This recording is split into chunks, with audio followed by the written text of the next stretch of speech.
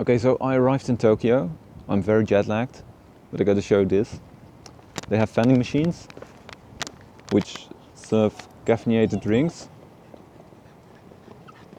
which are pretty much completely different in every vending machine. They're really weird. They actually come out warm if you order them warm, and they're like €1 a piece. Really cheap. Like I can just order black coffee and it will pop out instantly, and I'll have a warm black coffee that looks like this, and it's delicious.